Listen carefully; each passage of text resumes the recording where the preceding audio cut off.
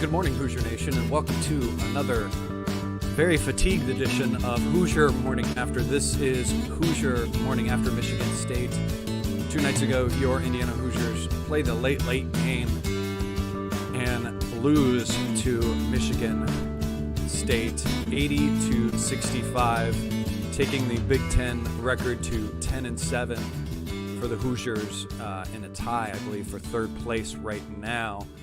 A game, again, that just started off the way it needed to. The Big Ten on the road is very tough right now.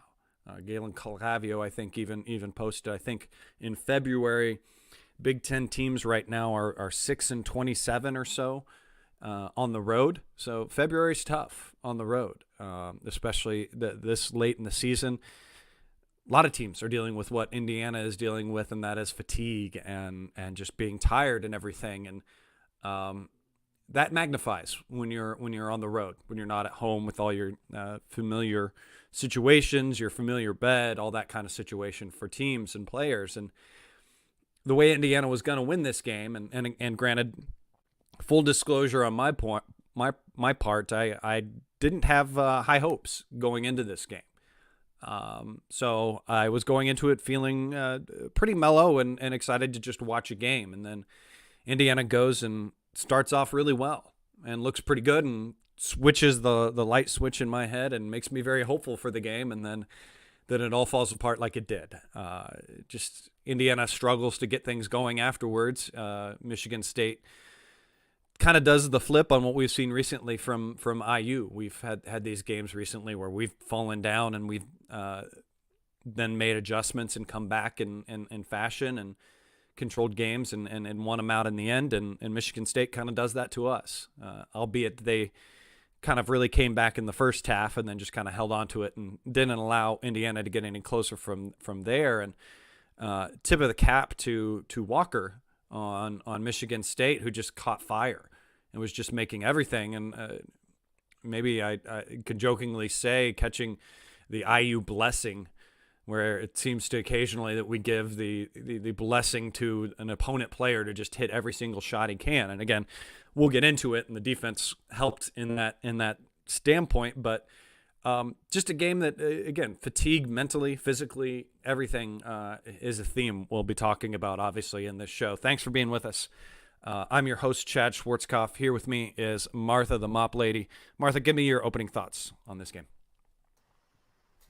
Hey, morning, Chad. I think there's two ways to look at it. I mean, one, you can look at the last 12 games and say that IU's 9-3, and what is there to really be frustrated about? The other side of it is here, and I'll even go further than the last couple of weeks. But there's some trends that are happening that I think are of concern, right? And obviously, I think we'll get into the bench play, but they're really, really magnified when Trace isn't playing out of his mind, right? I mean, he looked like he did earlier in the season when he was favoring his back a little bit, and we remember that earlier in the year when we went to Penn State, that stretch where we weren't playing real well, right? And it looked a lot like that, I think, 2 nights ago against Michigan State, right? And then the expectation is, okay, who's going to step up?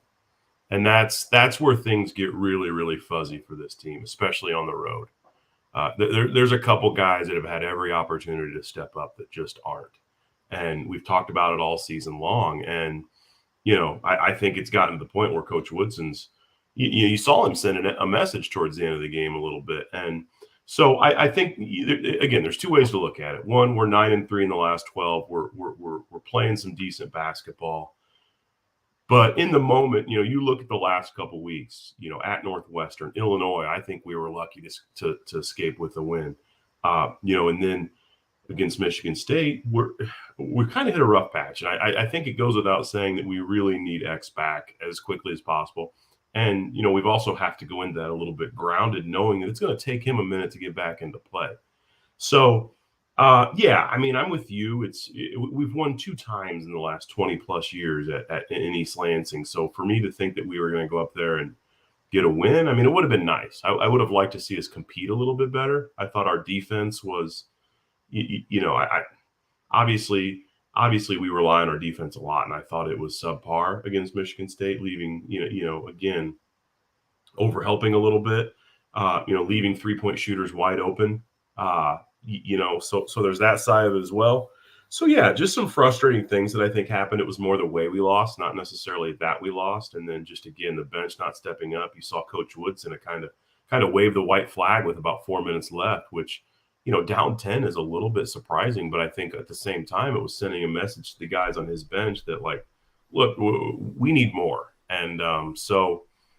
Yeah, that's where I'm at with it. I think, we've got to hope that some things change. It's, it's a tall order to go into West Lafayette, but we've got 2 home games, and you just hope that we can get some action, leading into the postseason. So I think that's kind of where we're at right now. Yeah. There's so many different aspects that we can get deep into and everything. And a lot of them you kind of previewed there opening into them. I think the first one to kind of really talk about is just Trace Jackson Davis. He's clearly worn out in this game.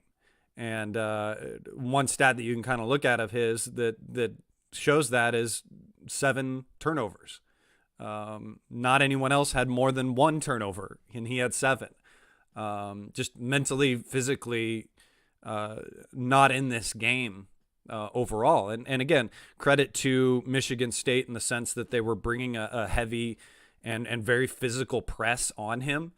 And he was often, I think, trying to telegraph or realize where he wanted to go before the double came, and the double would come late, and that would throw him off. And I think that kind of attributes to that mental fatigue as well into it. And it's weird to say, and I hate to say this, but if things don't go well in the Purdue game, I would be fine to see him sit for a good amount of that game. Rest him up. He's better in the long run. I know that's hard to say, and argue with me on that if you want, but we need to think of the long run, and we get focused on the macro as Indiana fans and everything. And I would sacrifice this game coming up for a healthier Trace down the road, and who knows how things line up in the Big Ten tournament as well, and where our bye situation handles as things are still very close within the league. But he's clearly tired. He's worn out. He's played a lot of minutes and everything, and maybe this is kind of a wake-up game and a relaxing game that he turns a corner after that. There's been kind of those before, because we haven't really had to say that too much, at least in February as well, to him having bad games. Everyone's key to have a bad game. And even All-Americans, it's been actually even the opposite in February, where we constantly hear about the stats of how amazingly he's doing. So there needs to be some forgiveness in that stance. What are your kind of feelings on Trace, not only in this game, but just where he is currently? I mean, you look at the stat line, he's still a guy putting up 19 points, right? And clearly he is fatigued, when you're playing 35 to 40 minutes a night. I mean that's going to happen, but this is also we've got a guaranteed five games left. We've got 3 regular season games, 1 guaranteed in the Big Ten tournament, and 1 postseason game beyond that guaranteed. So it's one of those deals where, if there is an extra gear, let's find it, right? This is it. This is the home stretch, and if fatigue really is an issue and he needs to sit a game, then figure that out. But at the same time, this is a stretch. It's one of those deals where I mean, you look at Purdue; they've got the entire week off. Our week off came very, very early in the year. There would be no greater gift than having that week off right now. I think, just to get some guys some rest, because we are asking a lot of Trace, but I think Trace is completely able and capable of doing that, right? So, I think that clearly, I think it's, and I wonder, honestly, I wonder if more of it is just his back acting up and less fatigue. I think you can look the same, grimacing a little bit. And I remember watching at the Michigan game, he looked gassed towards the end of that, but that's because I think he was on the court for 40 minutes. But these guys are young, man. They get time between games to rest their body, recuperate. You thought I sounded like Coach Woodson there, didn't you? I was going to say, yeah. I was just waiting. I was waiting for the S word to come out. Yeah. They're 20. But there's some truth to that, right? I mean, it's a grind. The season's long, but it's not like we're in the world of the NBA where he's asked to play back-to-back nights right now, and so I think he can find that gear. For me, it's about him being healthy down the stretch and getting that back right. And if sitting him, if that's what it takes, then let's figure that out and do it. But because we're going to need Trace at his best if we want to make any noise in the postseason. Yeah, and I think if Trace has any say in it and everything, obviously he's going to be the competitor. He's going to want to play. So he's going to fight tooth and nail not to come out in that Purdue game. He's going to want his last game against Purdue to be one that he's full out and everything. And looking at the rest of the ones, obviously, that we've got after that, we've got at home against Iowa and then at home senior night against Michigan. So maybe it's that Iowa game. Maybe you sit him for a good deal in that game and see how you can sustain that game. You're at home. Maybe some of the guards that are struggle on the road can carry a lot of the load in that situation. Maybe we get Jordan's legs back to where he is performing, because he's kind of been a no-show as of recent since his little tweak of an injury that he's had. So I don't know. Maybe that's the part that we get for him. Switching back to kind of focus on this game, someone I want to talk about next is Jalen Hood-Schifino. I think he had a pretty decent game. And actually, I think it was possibly some of the reason that we had that downhill swing in the first half, because it's when he picked up those 2 fouls and then sat in the middle of the first half for the rest of the half that things kind of fell apart. Because as it tends to be with this team right now on the road in the Big Ten, it's Jalen Hood-Schifino and Trace Jackson Davis. And if Trace is struggling like he was, and again, I know with his numbers, it's weird to say that about Trace, but as he's struggling comparatively to how Trace, not comparatively to others, but comparatively to Trace, you have to have Jalen firing as well on the road. And when he fouls out like that, we saw what happens. IU kind of fell down. Your thoughts on that whole situation? Yeah, I'm not a big fan of especially on the road, and especially when you look at the fact that there's really nobody that you can turn to right now, that's going to step up on the perimeter. So sitting Jalen in that situation with that lead with 2 fouls, I didn't love it at all. Because obviously we looked at how we started the game. We started the game really strong, right? Built that 9-point lead.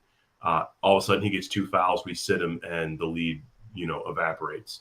And so that's a struggle. 0 for 5 from 3. I still get frustrated that, he's passing up open threes to take, one dribble in and take a long jump shot. That's part of my frustration. Clearly he wasn't feeling it from outside. He went 0 for 5. So he's such a streaky shooter. So that, going 5 for 14 for the game from 3, I think also crippled this team a little bit. But yeah, I think that, by the time Jalen got back in the game, it was an uphill climb for us. And, I think part of it probably had to force some things. So just didn't like him. I thought he was great to start the game, but, I thought sitting him with 2 fouls kind of changed the trajectory of the game and just kind of magnifies the fact that we still need somebody to step up in his absence. Yep. And again, anything we say, I always feel like it's the monologue in my head, and I always try to catch myself. As you said that, I'm going like, and that's why we need X. Everything just feels like, and that's why we need X. And I hate that I'm saying that in my head, but again, he is such a difference maker, and that's a compliment there to X and what he applies for this team. Something I think was also a bright spot, in at least the beginning of the game, was Miller Kopp hitting some nice threes, and even that 1 3 in the corner from about the least amount of angle you're allowed to have on a 3-point shot and still be in bounds. I think nigh of him falling to his right on that shot out of bounds would be the only thing giving him less of an angle on that shot. Felt it was great to see him hit those. And then if you look at his stats in the second half, not a single shot by him. And that's aggravating. I don't know where to point for that. Maybe you have thoughts on it as well. I don't know if I'm pointing towards the coaching staff for that. If I'm pointing a little bit to Jalen Hood-Schifino in that sense, because he's got the helm and he needs to step up and run things for him. I struggle to see when things are going like that, why we're so barren in that state in the second half. What are your thoughts?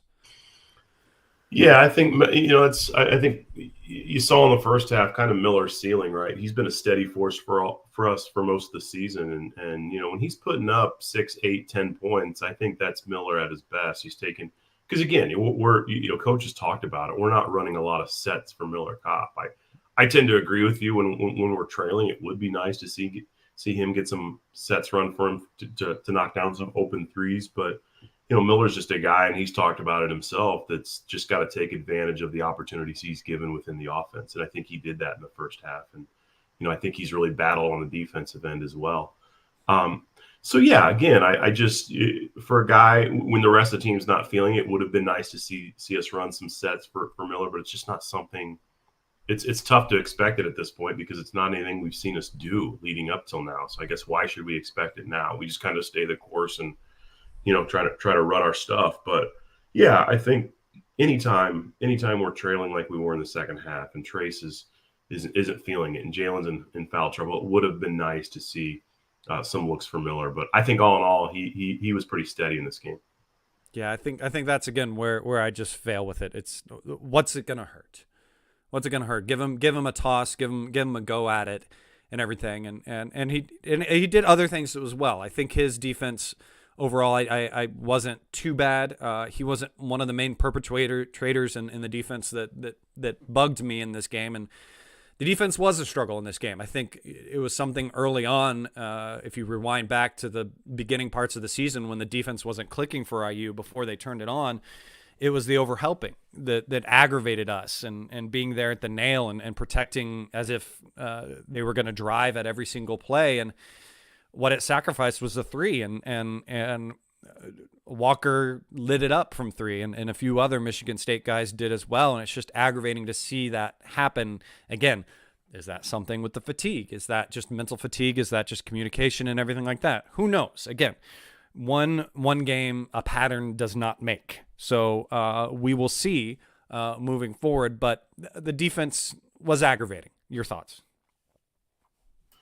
Yeah, I think anytime it's always magnified when it clearly it seems magnified when Trace is struggling and the offense is struggling, that we become extra reliant on playing really, really strong defense and making it a kind of grind out game. So I think it puts a lot of pressure on the defense, but when the defense struggles, it just seems like overhelping, not getting back in time to cover open 3-point shooters.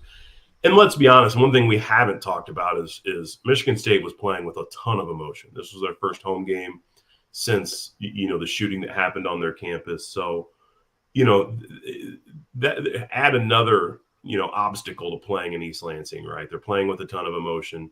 They wanted to go out and play well for those lives that were lost and those young people that were in the hospital or that are in the hospital. So it was that side of it too. But these guys, and I don't know what percentage some of those guards shot historically from three for the season, but they were shooting lights out from three. So, I don't know what our game plan was in terms of defending that, but I think they knocked down some shots they don't typically make, and they were pretty hot from three for a while. So credit to them as well. I mean, they were knocking down tough shots. So, but again, just seems like when we struggle defensively, it's overhelping, not getting back out and covering 3-point shooters, and that's certainly what we saw 2 nights ago.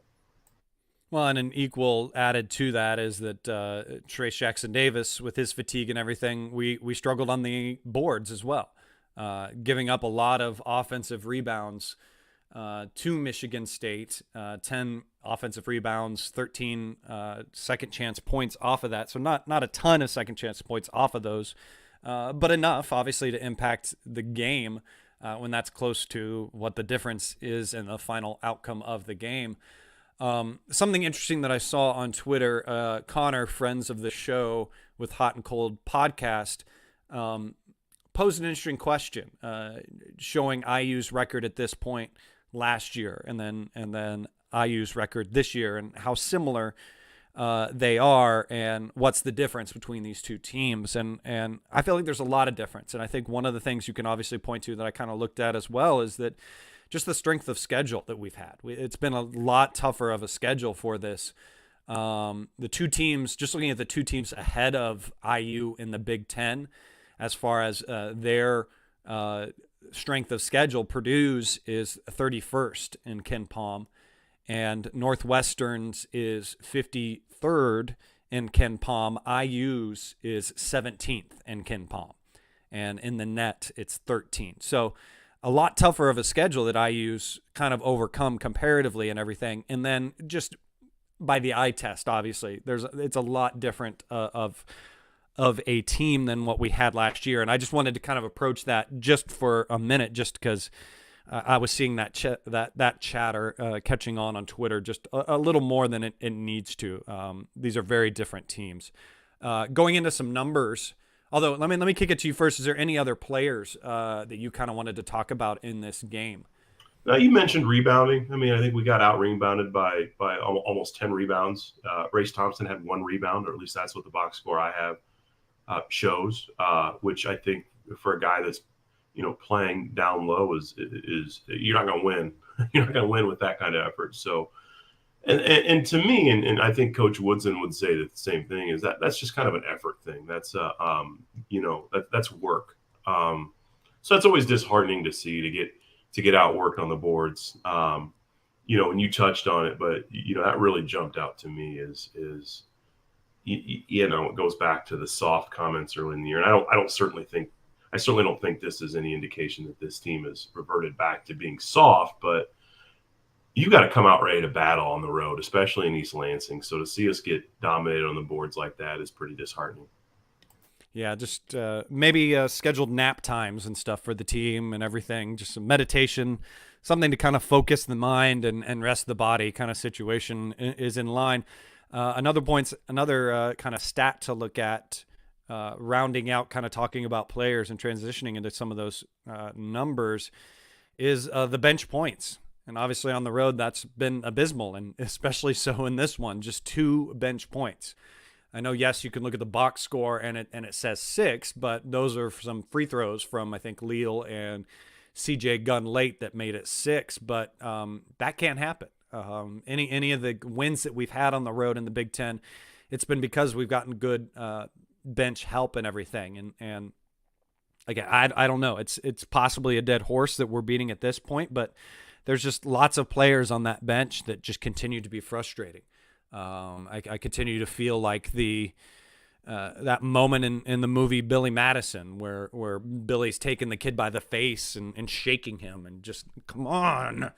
Because it's in them. They've got it, and just what is it? Is it a mentality? Is it a confidence? Who knows? And if I knew, I wouldn't be sitting here podcasting. I'd probably be making a bunch as a advisor to many teams. But it just the bench play and a few of those players continue to confound me. In any thoughts? Yeah, I actually have a lot of thoughts. And I feel bad, right? I mean, by all accounts, these are especially I think the 2 that are a little bit magnified are really great guys. So it just, at a point you feel like you feel a little bit bad, harping on it, and it feels almost like you're pounding on them, right? And to your point, it's one of those things that when we entered this season, the thought was, okay, these guys are going to take a massive step, and because the skill set's there. But it's just not happening. And when you look at the game against Michigan State, I honestly think it can affect this team's ceiling. If granted, I think that the natural hope is that we get X back to a point where he's a solid contributor. Because if not, you're in a situation where if we face some adversity in the postseason, let's say Jalen gets into foul trouble, Trace, his back is acting up a little bit. Who do you turn to, right? And, we don't have that option on the bench, especially away from Assembly Hall. And I had a friend send me this message. I want to read it real quick. It said, in the last 3 weeks, Tamar Bates and Jordan Geronimo have combined to play in 7 road games. Geronimo missed the Maryland game. Tamar played in it. In those 7 games, they have combined for 105 minutes, 8 points, 5 turnovers, and 11 fouls. That's just not getting it done on any level. And I think we could talk for a long time about the why behind that. But those 2 guys, I mean, you've had games where Tamar's popped off for 20 points. And to have 8, and I don't even know how many of those 8 points he had in that stretch. But he had his 6th game in the Big Ten regular season of scoring 0 points. And that I don't. It stinks because I love the kid. I like him a lot, and he's fully capable. But it's to the point where I truthfully feel unless we figure something out, and maybe a neutral court is that something. But I truthfully think that if we don't get some sort of production out of our bench, it certainly is. It has the potential to affect this team's ceiling. Yeah, and it's equally frustrating as it is. I don't know if you could say it feels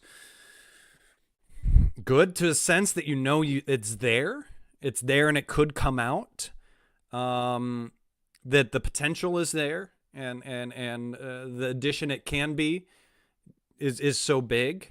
Yeah, it's one of those frustrating things because you want to see him succeed, and it's why Woodson and the other coaching staff make the money that they do, because they've got to shoulder this struggle more so than we do as fans of how do you bring that out of him?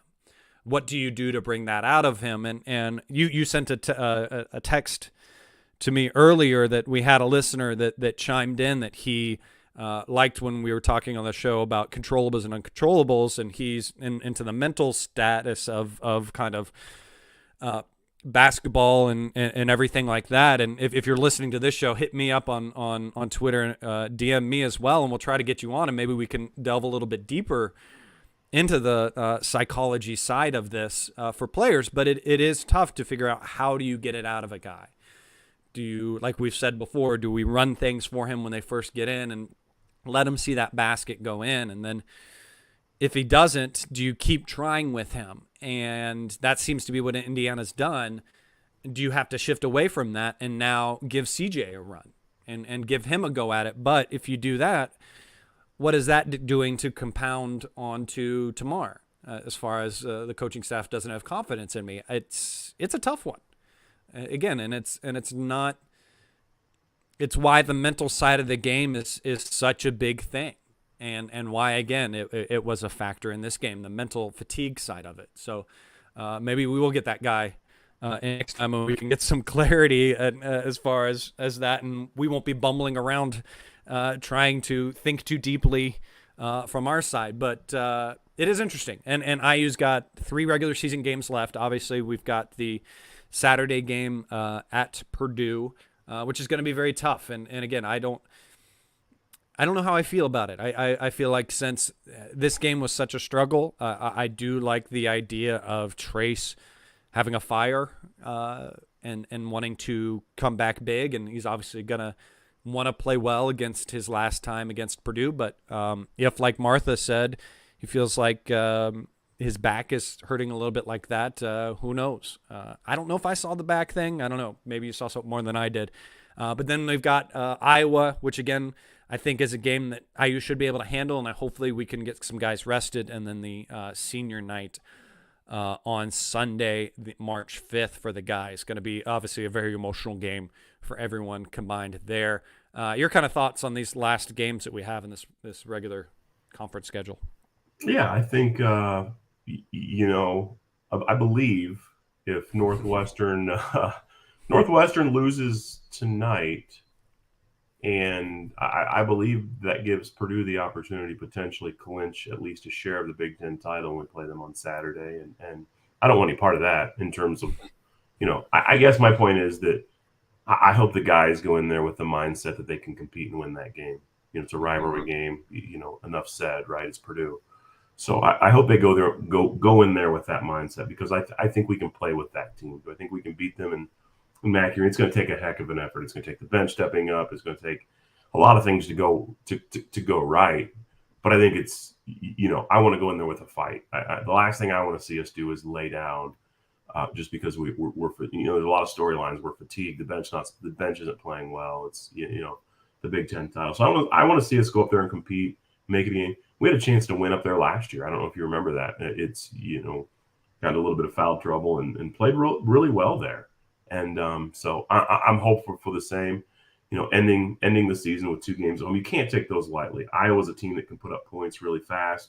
Michigan's a team that's going to play with nothing to lose. their tournament hopes are going to be on the line. So you've got to come ready to play those and play a full 40 minutes. So, yeah, opportunity ahead. Just want to see us. Those last 2 home games are an opportunity to enter the postseason with some momentum. So that's what I'm anxious for. Yeah, that Michigan team's going to be coming out with fire because a win at IU is a very big resume line for them and everything as they are kind of struggling on that very odd bubble that we have this year in the tournament where teams are all over the place and everything. And with regards to this Purdue game, again, I feel a lot better after seeing the first game that we had against them. Because, again, IU definitely showed the rest of the Big Ten something about this Purdue team and showed a blueprint on how to defeat them. So that obviously makes me feel good about the game. Obviously, this last game hurt those feelings a little bit for me. Another interesting thought, which Michelle kind of brings up in the chat, Michelle saying X back for Purdue, made a comment about it, about in a couple days on Twitter. Yeah, he did make that. I don't know. He could be. That would be exciting. That would be fun. Obviously, there was all that hubbubaloo before the Michigan State game where a picture that they tweeted that was big just of the scoreboard was meant to be about that, not about the players just doing their walkthrough, had a very blurry, pixelated, blown up picture that a lot of Twitter took up of Xavier Johnson for the first time, at least us being able to see it, him in practice gear. Looked good to see that, and it made us feel good and thinking that he was maybe even going to be back in that Michigan State game. And all accounts are that he is back practicing a lot more. So who knows? I still am hesitant with it. Obviously, we got to stem our feelings about what kind of impact he's going to be able to have when he gets back. Because, again, anything we've seen, videos and everything of them warming up, when we've seen X out there, he's not getting much elevation from what I've seen. So, and he tends to elevate a lot more on his shots. So I'm being cautious. I want to be cautious and be pleasantly surprised. That's where I'm going in with that. So, yes. So that being said, Martha, just give me your overall thoughts, status of where we are this game. Just close out your feelings. Yeah. I mean, you don't want to read too much into the Michigan State game. We never typically play well up there. I think it still has exposed some of the weaknesses of this team. But that being said, there's still plenty of opportunity for this team down the stretch, right? I think the truth is this team has gone 9-3 in the last 12 and, put themselves in a position to be in the discussion for the Big Ten title, during the last quarter of the season. And that was with the way they started the conference season, that was a heck of a turnaround, right? I think we as a program want to, in a fan base, want to see some things get right here down the stretch. We've got an opportunity with 3 games. Purdue's going to be tough with 2 home games left. Let's get some things right. Let's get some momentum going into the postseason where we're feeling good about where we're at, good about kind of the direction we're headed. Hopefully get X back. I think I'm with you, cautiously optimistic. I think it's going to be a thing where, anytime you're off your feet for that long or, not jumping that long, it's going to take some games to get back. So hopefully we can use these games down the stretch. And by the time we get into the postseason, we've got a guy that can contribute and be that guy we can rely on a little bit. So yeah, I don't want to read too much into things. I think we still have opportunity and that's all that matters. Yes, and what I am hopeful, at least with him, with getting when he comes back, granted he can pivot well and everything like that. His offense may struggle to start, but I'm excited and think that he can lock in on his defense a lot sooner than his offense will, and that'll be obviously a welcome sign as opponents' point guards have carved us up a little bit in those regards recently. But yeah, that's going to just do it on this edition of Hoosier Morning After. Thank you for being with us, guys. Thank you for being with me. Martha, as always, thank you. We'll be with you on Sunday morning after this Purdue game that is coming up. Special thanks to Bob Thompson for producing the music you hear on the show. Those of you watching and listening on YouTube, please hit that subscribe button. Hit that little thumbs up on the bottom. Those of you on the podcast platforms, how you guys doing? Thank you for listening and everything. Those of you on Twitter as well. Thank you for being with us, guys. As always, go out there and have yourself a wonderful day. And as always, let's go Hoosiers.